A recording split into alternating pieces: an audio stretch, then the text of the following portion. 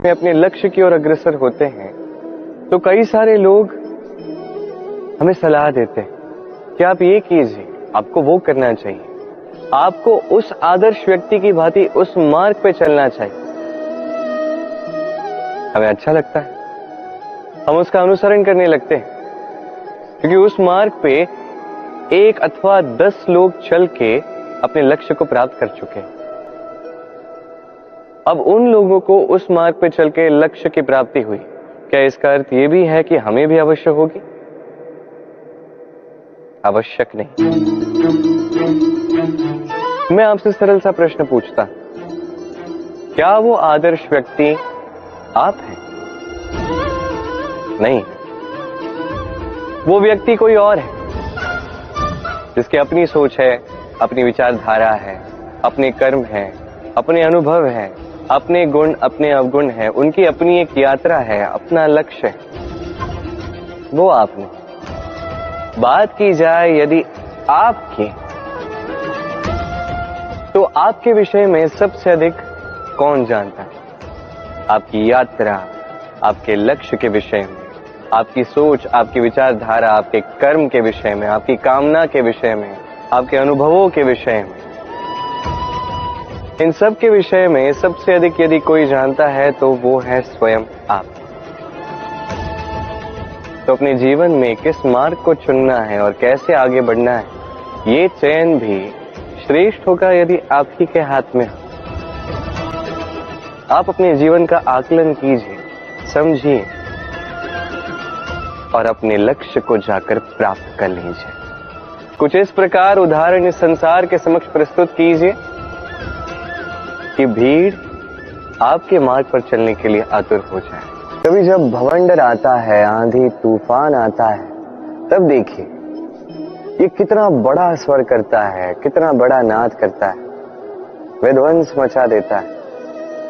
जब बाढ़ आती है तब कितना बड़ा स्वर करती है, कितना बड़ा नाद करती है, किनारों को तोड़ के रख देती है।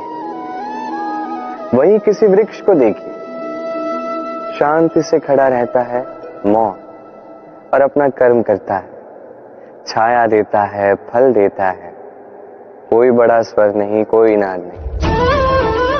नदी की बात की जाए तो नदी जो बहती है, खेतों को सींचती है, वनस्पतियों को प्राण देती है, हमें पीने के लिए जल देती है, इतना महान कार्य करती है, कोई बड़ा स्वर नहीं, कोई बड़ा नाद नहीं। ये सीख है।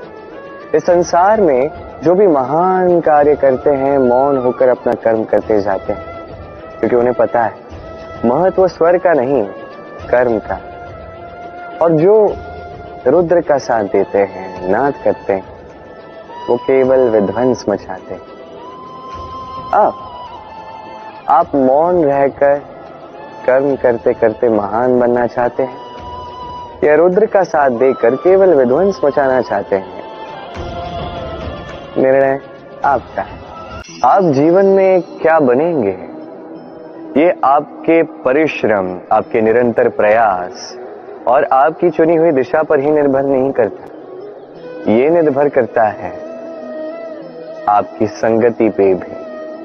ये संगति जो अत्यंत महत्वपूर्ण होती है। प्रकृति भी हमें यही सिखाती है, एक उदाहरण द्वारा। यदि ये मैं आपको बताऊं तो किसी हवा के झोंके को देखिए।